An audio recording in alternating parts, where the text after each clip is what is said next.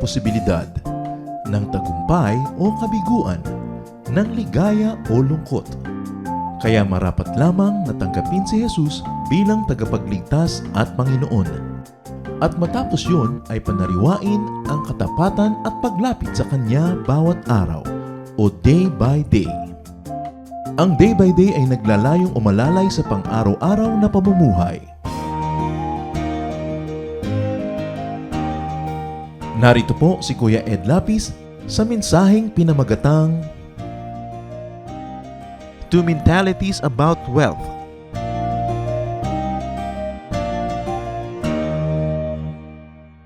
John 10:10, Jesus says, "The thief comes only to steal and kill and destroy. I have come that they may have life and have it to the full." Full life is what Jesus wills for people. But what is the role of money in living a full life? Two mentalities about wealth. Dear Lord, we thank you that you are wealthy, that you are kind, good, and generous. Forgive us our sins, cleanse us, O God, and now teach us, guide us, lead us. In the name of Jesus, your Son, we pray with thanksgiving. There are two major mentalities about wealth, at yun ay tawagin natin na mayaman and mahirap mentalities. At ang pag-uusapan natin ay hindi mayaman at mahirap na tao, kundi mayaman at mahirap na pag-iisip. So check your mentality kung pang mayaman o pang mahirap. Mahirap mentality says, money is the root of all evil. Minamasama ng mahirap mentality ang pera. To the mahirap mentality, wealth is bad. Meanwhile, the mayaman mentality says, money is the root of much good. In fact, money is tool for much good. So sa mayaman mentality, wealth is good. Proverbs 10:15, great wealth can be a fortress, but poverty is no protection at all. Ang may kayamanan ay nakasandal sa pader. Ang walang kayamanan, ang nagdarahop ay hubad at masyadong vulnerable. Proverbs 21:20, wise people live in wealth and luxury, but stupid people spend their money as fast as they get it. So ang matatalinong tao, napapahaba nila ang kanilang kariwasaan. Yun daw mga taong mangmang, sasandali lang, one day millionaire, tapos mahirap na uli. Sa mahirap mentality, rich people are just lucky or blessed. In other words, sinuwerte lang yan, hindi niya accomplishment yan. Binuenas lang yan, pinagpala lang yan ng Diyos. So wala siyang dapat na i-claim na responsibility for becoming rich. At sa ganyang mahirap mentality, mahirap people are just malas. Mahirap ako kasi malas lang ako. Kasi yun ang aking kapalaran, yun ang nakatakda sa akin. In other words, hindi ko kasalanan na mahirap ako. Inassign ako dito ng Diyos. Proverbs 10:22, it is the Lord's blessing that makes you wealthy. Hard work can make you no richer. But this should not be twisted to think that you don't need hard work to become rich. Ang sinasabi lang dito, hard work without God's blessing cannot amount to anything much. Kailangan mo blessing ng Diyos, pero may kakambal yun na hard work. Hindi yung hard work mo lamang ang nagpapayaman, kailangan may kakambal na pagpapala ng Diyos. Pero hindi pinagpapala ng Diyos yung walang work at all. Dapat malinaw ito sa mga tao para hindi ko ano-ano ang pananaw nila tungkol sa pagpapala ng Diyos in terms of wealth. This mahirap attitude keeps its believers from actively making and gathering wealth. Hindi sila nagiging aktibo sa pagpapayaman sa sarili, sa pagsisikap. It makes believers dependent on luck or fate or chance. Kaya sila rin yung napakamahilig makipagsapalaran, makipagsugal, tumaya sa kung ano-ano. Kasi inaasahan nila na yun lamang ang paraan para sila yumaman o magkapera. This mahirap attitude keeps its believers very vulnerable to misfortune, to accident, some people call it. Pagka ang tao ay fatalistic, lagi na lang na nakaasa sa mga pagkakataon, sa buenas-buenas, wala silang savings, walang insurance, walang ibang source kundi sangla o benta, hiram o hingi, awa, puro himutok, at puro iyak. Yung mga taong minamasama nila yung pagkikita, hindi sila kumikita, hindi sila nag-iimpok, dinadalaw din naman sila ng sakit, nahuhulog din sila sa building, nasasagasaan din sila ng tren, nangangailangan din sila ng pera, nagkakasakit din sila. Pero dahil walang pera, walang inipon, walang pinagtrabahuhan, walang savings, walang insurance, kung may maisasangla, sangla, kung may maibebenta, benta, tas wala na. O kaya hiram, hingi, puro iyak. Ganun ba ang full life na gusto ng Panginoon sa atin? It's not the way to live a full life. Ang mayaman mentality, sinasabing people become rich because of hard work. And of course, because of God's blessings. Hard work, in other words, brings wealth. But you don't only work hard because maraming people who work hard don't become wealthy. You also have to work smart. Hindi sapat na pagod ka, hirap na hirap ka, hinahampas mo ang sarili mo sa trabaho. Hindi ibig sabihin makakaahon ka sa hirap. Kailangan nag-iisip ka rin, may diskarte ka. Ito man pinagpapaguran ko, hahanguin ako sa hirap o nakatali lang ako dito. Kumakain lang ako ng konti para mabuhay bukas, para magtrabaho uli. At kakain ako ng konti para mabuhay uli sa makalawa, para magtrabaho uli. Hanggang kamatayan mo na yon. Kailangan iniisip mo, ano ba itong ginagawa ko sa buhay ko? Saan ako dadalhin itong ginagawa ko, nitong hanap buhay ko, nitong trabaho ko? Mahahango ba nito ako sa hirap? Because God blesses and rewards hard work and intelligence and thinking and wisdom. Pinagsasama-sama yun. Ecclesiastes 5:19, suppose you are very rich and able to enjoy everything you own. Then go ahead and enjoy working hard. This is God's gift to you. So enjoy working hard at something that gathers wealth, at something that gives you enough or more than enough income, pero hindi lang yung working hard, pero wala namang nangyayari sa buhay mo. Proverbs 10:4, laziness leads to poverty, hard work makes you rich.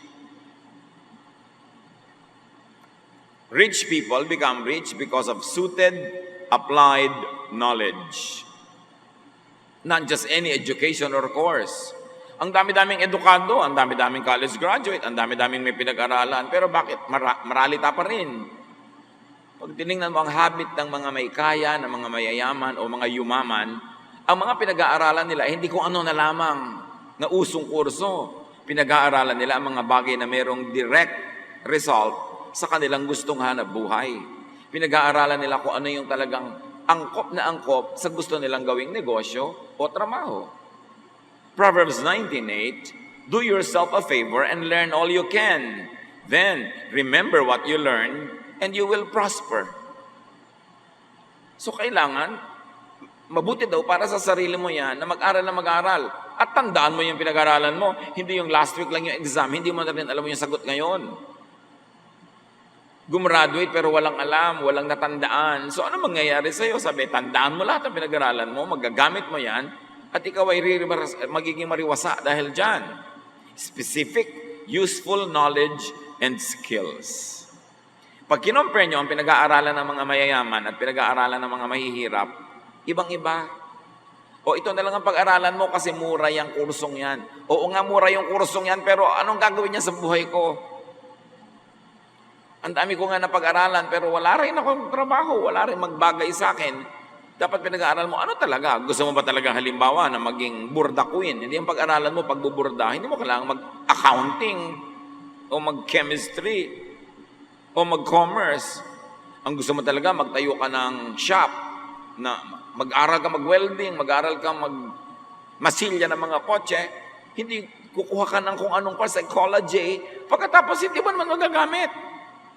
Kailangan, hindi ka lang aral ng aral, yung talagang pakikinabangan mong pag-aaralan. Kasi kahit takpan mo yung ng mga diploma yung buong dingding nyo, kung hindi naman yun ang bagay sa iyo na pinag-aralan at hindi mo kakaperahan, mahirap ka pa rin.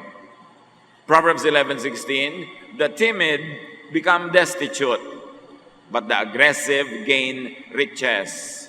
So walang mapapala yung mga timid, mga sobrang mahiyain, mga sobrang kimi, sobrang dungo, humanda kang maging maralita buong buhay. Sabi niya, the aggressive gain riches. And this is positive aggressiveness. Yung, you don't only wait for something to happen. You help make it happen. Sabi ng iba, strike the iron while it's hot. But aggressive people make the iron hot by striking.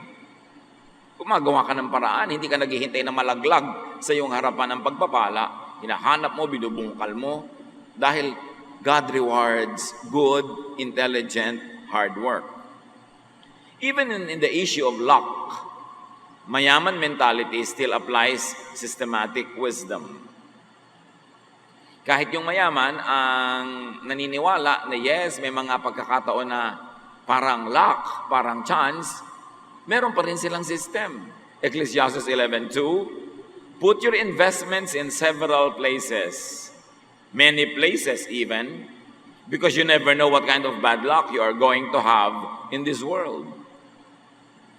So huwag mo daw ilalagay sa isa lamang ang lahat ng investment mo kasi hindi mo alam kung yun ba ang pagpapalain, yun ba ang bubuenasin, yun ba yung mamalasin, hindi mo alam.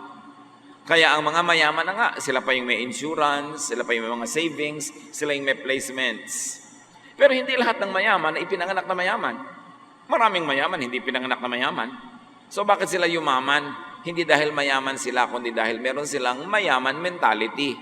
Yung takbo ng utak nila, papayaman, patungo sa pagyaman, at siguradong yayaman kasi ganun sila mag-isip. Kaya pag-iisip ang mahalaga nating i-review. Paano ka mag-isip? Ang pag-iisip mo ba ay pang mahirap?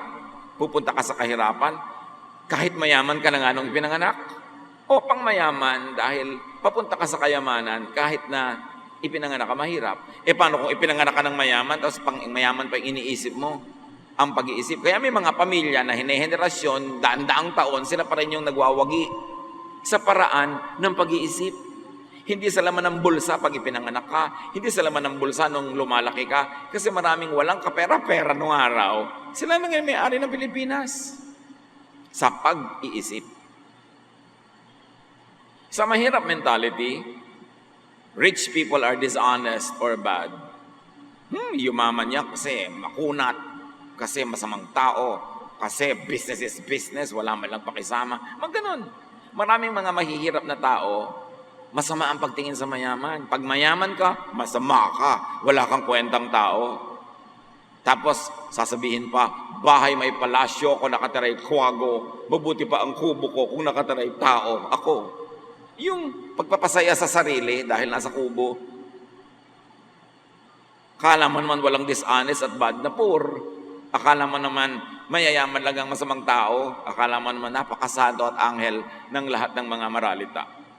Ang mahirap mentality, sa kanila righteousness is pure simplicity. Dapat kung napaka-righteous mo, simpleng-simple ka lang, Spartan lifestyle. But Proverbs 15:6 says, the house of the righteous contains great treasures. Ang tahanan daw ng matuwid ay maraming lamang kayamanan. So hindi minamasama ng Biblia ang maraming lamang kayamanan ng bahay mo. Basta righteous ka, at napapayaman mo ang sarili mo sa righteous ways. Ang mayaman mentality, rich people are good. Or at least rich people are good at what they do. So rich people are blessed with riches. Proverbs 14:24, wise people are rewarded with wealth, but fools are known by their foolishness. Meaning, they end up poor. Pag wise ka daw talaga, you will be rewarded with wealth.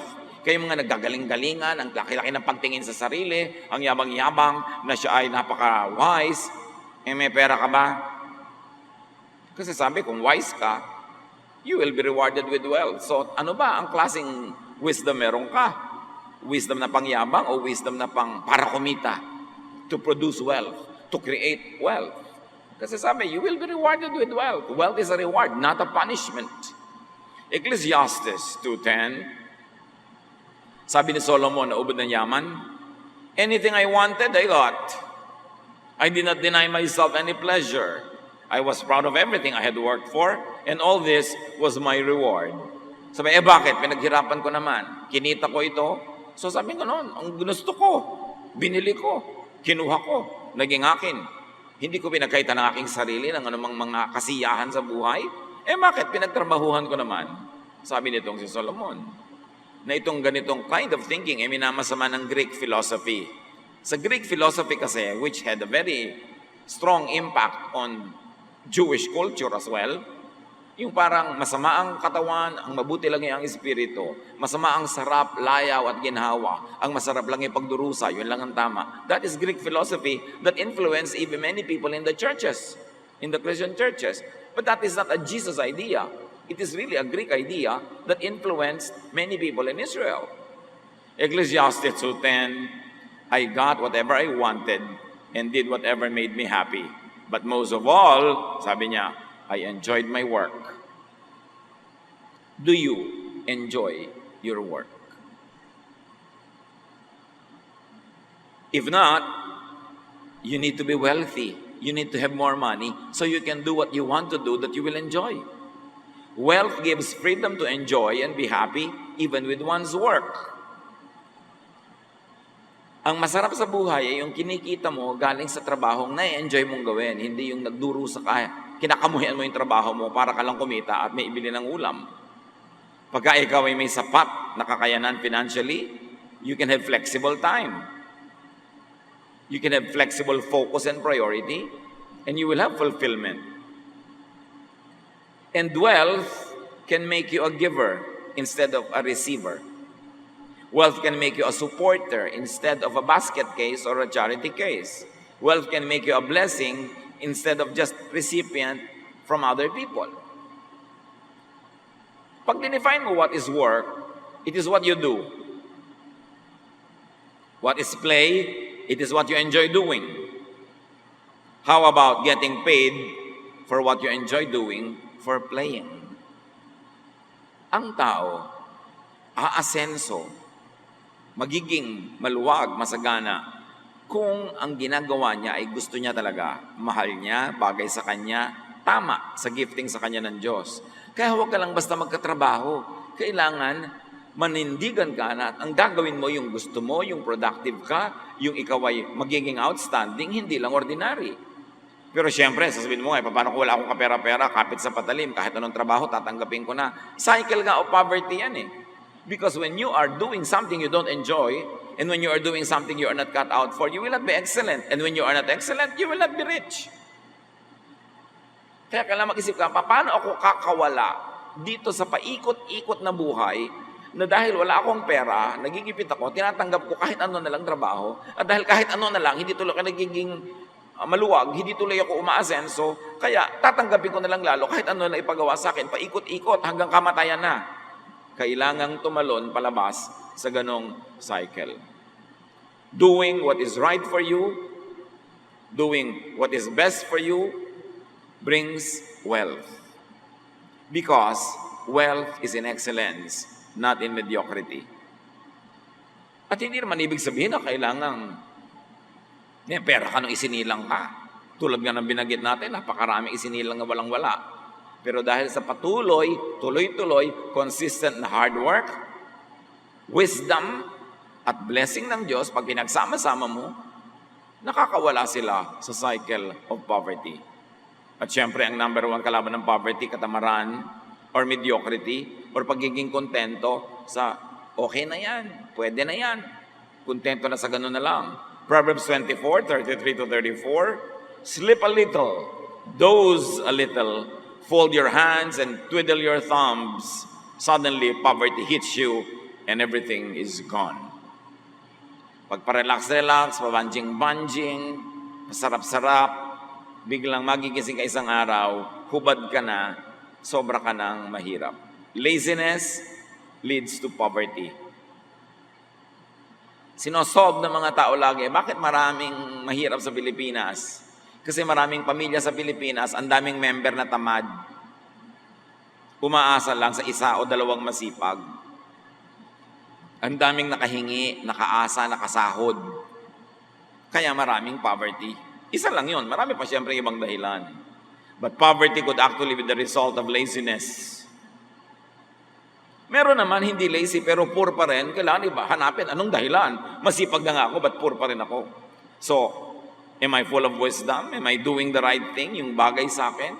Ano pa ang kulang? Masipag naman ako. Poverty could actually be the result of accepting it as a fate, as inevitable.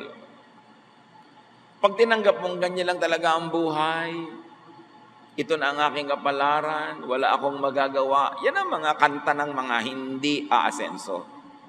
Hindi mo dapat sinasabing ganyan lang talaga ang buhay, dapat sabihin mo, dapat hindi ganyan ang buhay. Kasi sabi ni Jesus, I came that you might have life and have it to the full. Ba't hindi ako full? Dapat hindi ganito. Dapat mong sasabihin, wala tayong magagawa. Dapat sabihin mo, ano bang magagawa natin at gawin natin? Ganyan lang talaga yan. Dapat sabihin mo, hindi dapat ganyan yan. Poverty could actually be the result of no plan to overcome it. Puro wish, but no definite plan. Lahat naman na naghihirap, inaasam nila na sila ay giginhawa. Pero may plano ba kung paano giginhawa? O pangarap lamang? Wish lang. Iba ang wish, ibang plan. Pag may plan, may definite steps kang gagawin to get out of it. Because when you fail to plan, you plan to fail. Even in a financial way. Dapat lahat ng tao, basta't kaya ng katawan, hindi siya sobrang matanda o sobrang bata o siya naman ay malusog, sikapin na hindi lamang kumita ng sapat, kundi kumita ng sobra. Para imbes tayo pa ang binibigyan, tayo naman ang nagbibigay. Dapat tayong umiwas sa maging maralita because poverty could make you a burden to others. Pag hindi mo kinikita ang kakainin mo, aasa ka sa iba na pakainin ka. Pag hindi mo kinikita ang pampagamot mo, pampaaral mo, pampasarap mo sa buhay, pambakasyon mo, pambili mo ng load, pambili mo ng cellphone, iaasa mo yun sa iba. Kaya dapat iniisip mo, ano ang pwede kong gawin? Siyempre, meron akong pwedeng gawin.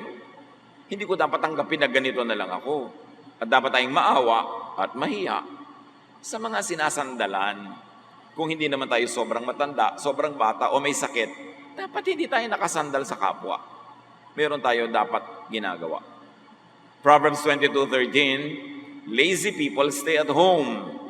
They say a lion might get them if they go outside. Ayaw magtrabaho, ayaw maghanap buhay dahil baka daw pag lumabas ng bahay, may leon sa labas at kainin siya.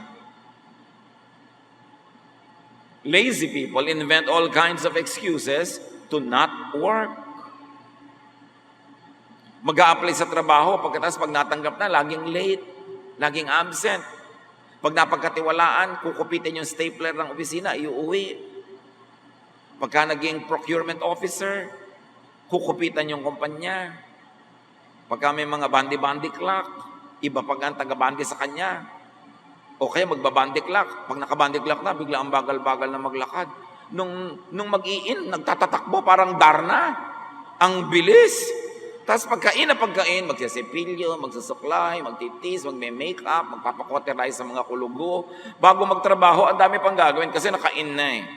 Sa palagay mo, walang Diyos na nakakakita na dinadaya mo yung employer mo? So ano mangyayari?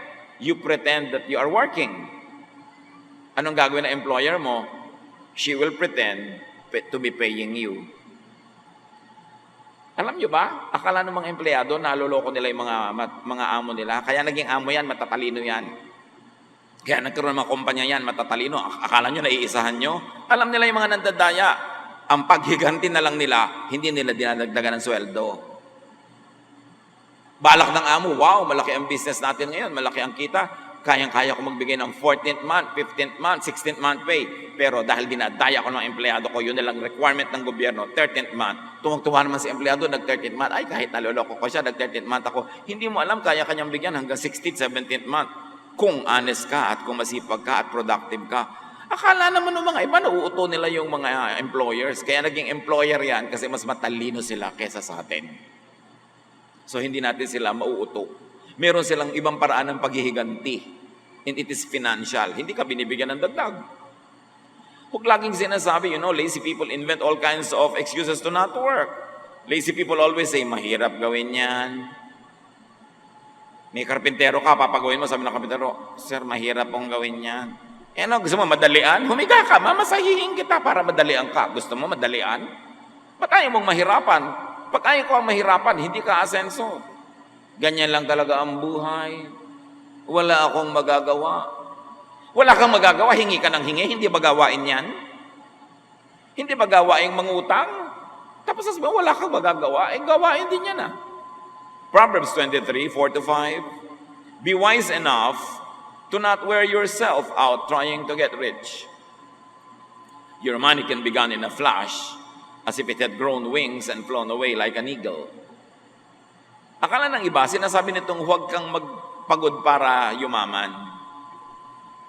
Pero ang sinasabi talaga dito, huwag kang magpagod unnecessarily. Huwag mong pudpurin ang sarili mo sa pagpapayaman. So hindi tayo pinipigil magpayaman, pero huwag mong pudpurin ang sarili mo. Huwag mong patayin ang sarili mo. Kasi may mga tao, pinapatay yung katawan nila para magkapera, at nung may pera na, uubusin yung pera nila para magpagamot. So kailangan, habang naghahanap buhay ka, gumagawa ka ng kayamanan, inaalagaan mo pa rin ang iyong katawan. Kasi mamaya, lahat ng kinita mo, gagastusin mo sa pagpapagamot. Importante, lalo't nagtatrabaho ka, you work hard, do your best to eat well, to eat nutritious food, to relax, to rest. Kasi katawan mo lamang ang instrumento mo para kumita. Pag inabuso mo yung katawan mo, nagkasakit ka, di hindi ka nakikita, at magsisimula ka ng gumastos sa pagpapagamot. So be wise in gathering wealth. Do not get worn out. Huwag sobrang magpagod. Dapat nagpapahinga. Ecclesiastes 5:10-11. If you love money and wealth, you will never be satisfied with what you have. This doesn't make a bit of sense. The more you have, the more everyone expects from you. Your money won't do you any good. Others will just spend it for you. Sinasabi ba dito na huwag ka na magpayaman? No. Ang sinasabi, it is not good to wear yourself out making wealth if you do it only for the love of money, only for yourself. Sayang ang pagod mo, sayang ang hirap ng katawan mo kung nagpapayaman ka para lang sa sarili mo o para lang maging mayaman ka. Sabi nga nun, gusto mo man o hindi, pag yumaman ka, merong makikihati. Dadami ang gumagastos ng pera mo pag marami kang kinikita. So, isama mo na sa plano mo yan pag nagpapayaman ka na yes, merong mga makikihati, yes, meron ako mga bibigyan, yes, meron ako mga aabutan. Kasi pag hindi mo isinama sa plano mo yon, sasama lang ang loob mo pag nangyari na. Kasi mangyayari at mangyayari. Unless your all other relatives and friends are richer than you are, when you become rich, many people will suddenly come to you and find you to be a relative. Natural. And if you do not want to share with others, do not make more than what you need. Ayaw mo pala mag-share, huwag ka magpayaman. Pero hindi pwede magpayaman ka na walang sharing. Mangyayari yon sa ayaw mo at sa gusto. So para hindi ka nalang mabigo, hindi ka ma-disenchant and ma-disappoint, kung gusto mo magpayaman, gusto mo gumawa ng kayamanan, tanggapin mo na pag dumami ito, maraming makikishare. O kaya, magpayaman ka para marami ka mabigyan. Yung sabi mo, naku, may mga kapatid ako nasakitin, magpapayaman nga ako dahil darating ang panahon, magkakasakit ang mga ito. Siyempre, hindi ko naman matitiis. So ngayon pa lang, magpapayaman ako. Ngayon, pag dumadating na yung sakit, binibigyan mo na ng pampagamot, hindi masama loob mo kasi kasama na sa plano mo yun eh. At yun ang mga plano pinagpapala ng Diyos, hindi lang para sa sarili, kundi para ka maging giver. But why do you want to be rich? So that I can have a lot to give away. Wow, what a beautiful plan. God will definitely bless that when you do hard work and when you do it intelligently. Do not be rich and do not want to be rich. Do not devote yourself to becoming rich per se, just for the sake of being rich. You must have a higher purpose for gathering wealth. And that is to be a blessing to many. Plus, a blessing to yourself. Nabibili mo yung gusto mong bilhin, nakakainin mo yung gusto mong kainin, nabibigyan mo yung gusto mong bigyan, ano pa ang hahanapin mo sa buhay pag nangyayari na yun? Ecclesiastes 6:7, we do all our work just to get something to eat, but we never have enough. Itong isang uri na nagtatrabaho.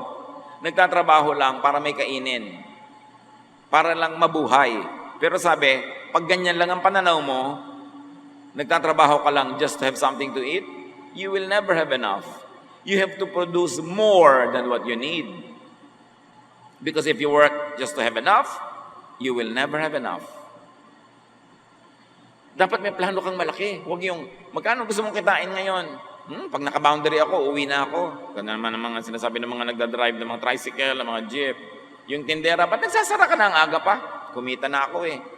Dapat kumita ka ng marami. Kasi pag kumikita ka ngayon, samantalahin mo kasi may mga araw na walang kita. So, kailangan kung kumikita ka, mas dagdagan mo pa. Hindi yung tama na yan, magre-relax na ako kasi kumita na ako. Yung pagka nabubuhay ka para lang kitain yung kailangan mo today, yun ang tinatawag na isang kahig, isang tuka. Bihira na tayo kasi makakita ngayon ng mga manok na kumakahig sa lupa. Pag nakikita natin yung manok ngayon, nasa nasa shelves ng supermarket. Pero pag nakikita mo yung mga manok sa mga probinsya, kumakahig yun, naghahanap ng makakain, isang kahig, may makitang kung ano doon, isang tuka, isang kahig, isang tuka. At hindi dapat ganoon ng tao. Kakain ngayon maghahanap ng uutangin, ngayon naghahanap ng bibilin, nahahanap ng pambili. May sakit ngayon mangungutang ng pambili ng gamot. Kailangan may nakaipon. Siyempre, madali naman sabihin yun, pero hindi naman lahat ng tao kayang gawin yun. Pero ang tanong, kasi hindi mo kayang gawin, tatanggapin mong gano'n na lang, o di ganyan ka na lang, o sige, gano'n na lang. Kailangan ibahin. Huwag kang mga tuwira na, madaling sabihin niya, pero mahirap namang gawin. Lalo namang mahirap na wala kang gawin. Kaya nga ang pinag-uusapan natin mga kapatid, mentality. Nasa paraan ng pag-iisip yan. Bakit may mga magpipinsan, magkakapatid, lahat lumaki sa hirap? Bakit may isa o dalawang umaasenso, yung iba hindi? Tingnan nyo ang dahilan. Ibang mag-isip yung umasenso.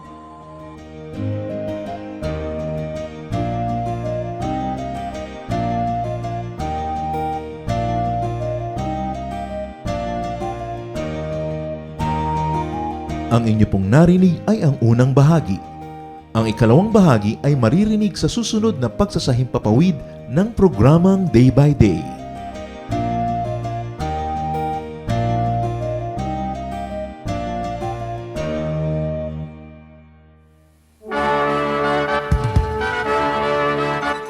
Halina't sama-samang sumamba at magdiwang sa Day by Day Jesus Celebration kasama si Kuya Ed Lapiz.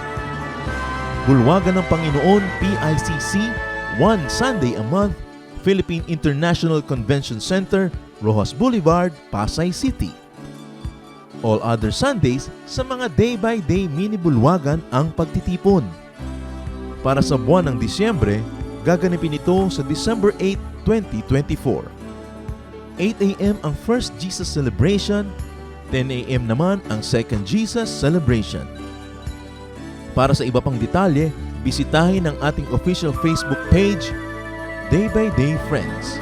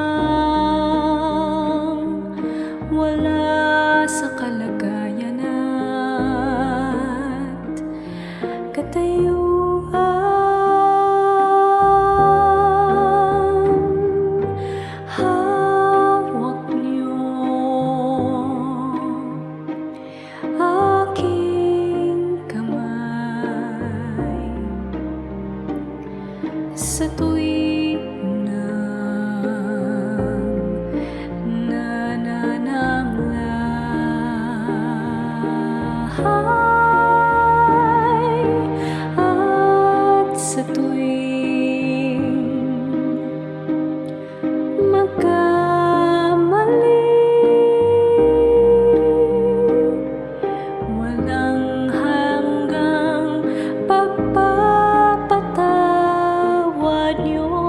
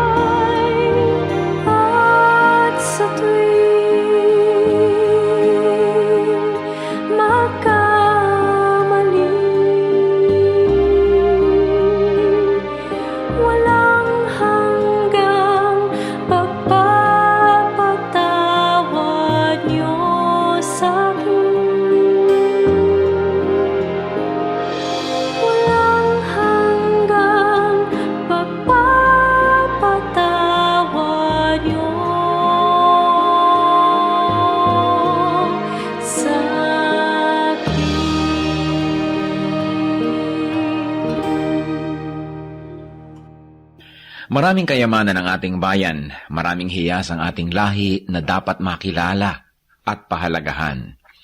Kadalasan meron po tayong parang mababang pagtingin sa ating sarili, sa ating mga ninuno, sa ating mga katutubo, at ito marahil ay dahil lamang sa kulang tayo sa impormasyon o kaalaman, kulang tayo sa pagkilala, kaya hindi natin nakasanayan at kung minsan hindi tayo nagagandahan. Maraming kayamanan ang lahing Pilipino. Dapat na makilala, dapat itanyag, at dapat lang na magamit sa pagsamba sa ating Panginoon tulad din ng lahat ng mga larangan ng mga artes ng ating bayan. Isa na dito, na kayamanan ng bayan ang ulalim.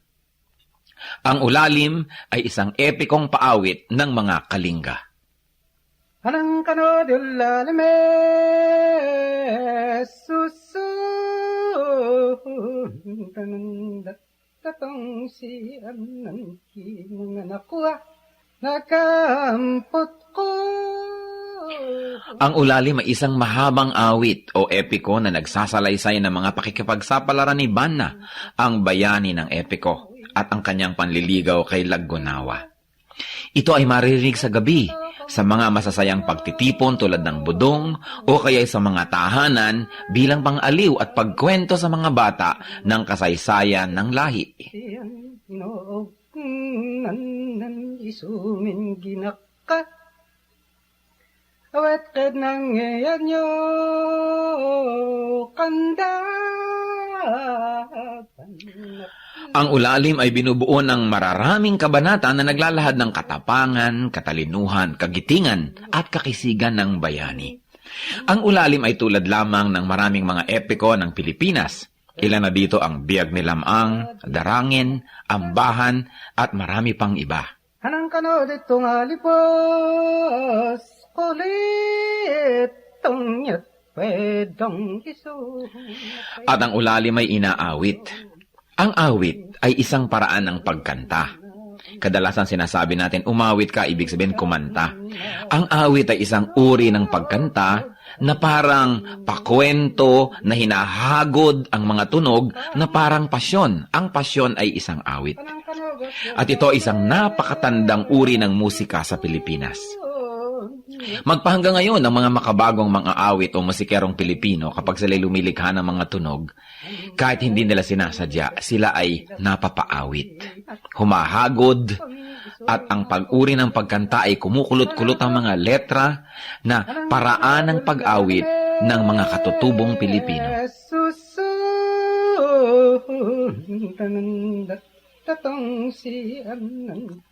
Kilalanin po natin ang mga awit, ang mga epiko ng ating bayan. Hindi tayo salat sa mayamang kultura. Kulang lang tayo sa pag-aaral at kulang lang tayo sa pagkilala. Kung mahal natin ang Diyos ay dapat mahalin ang bayan na ibinigay sa atin. At ang bayang yan ay ang Pilipinas at ang kulturo ng Pilipinas ay dapat kilalanin, itanyag, mahalin, gamitin sa pagsamba. Ulalim, epiko, hiyas ng lahi, kayamanan ng bayan. Isumin ginaka awet kad nang nyo kanda.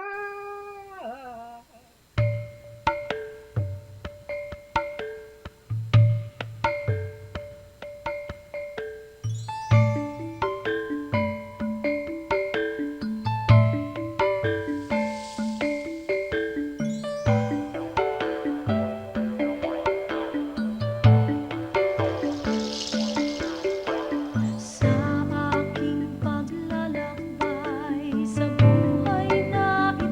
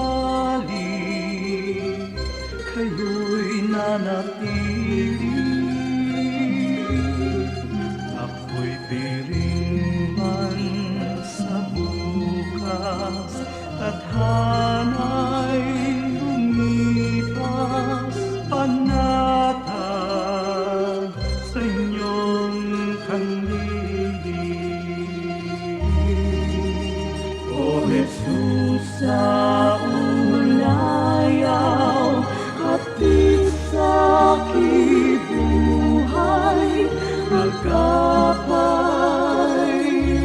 sa paglalakbay. Kaibigan kang tunay, dagli ang karamay, kailanman di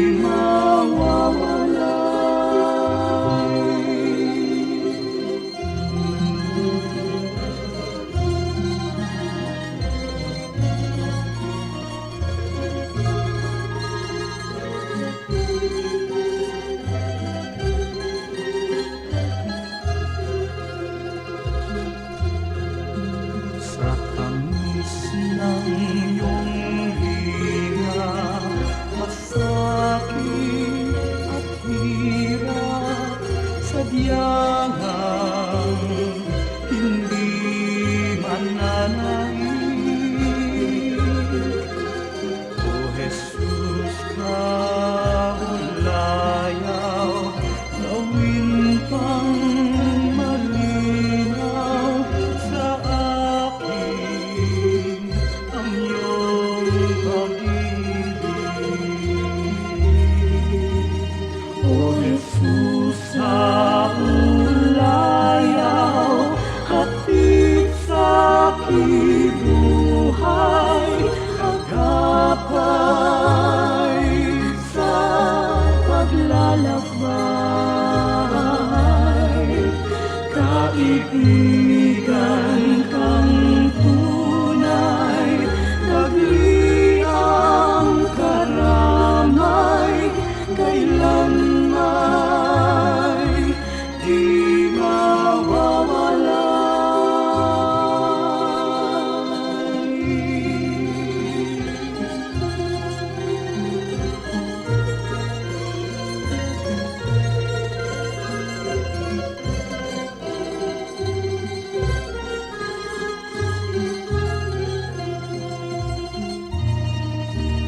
O Jesus, sa ulayaw, hatid sa kibuhay, sa tuwina'y lunas ka sa kilumbay, sa pag-ibig niyong alay, nasa dalisay ang puso ko'y humihimlay. O Jesus, sa ulayaw, hatid sa kibuhay, agapay sa paglalakbay. Kaibigan kang tunay, dagli ang karamay, kailanman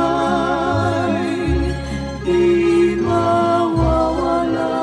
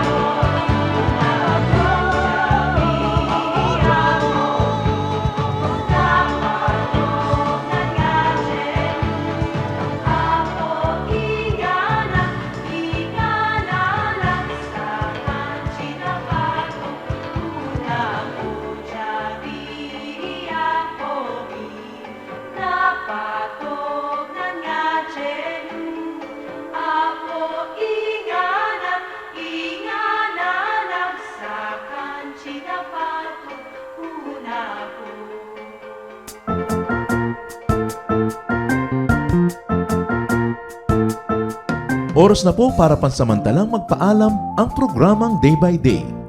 Tayo po'y magsama-sama tuwing ika-6 hanggang ika-7 ng umaga, araw-araw. Magandang umaga po at mabuhay ang Panginoong Hesus!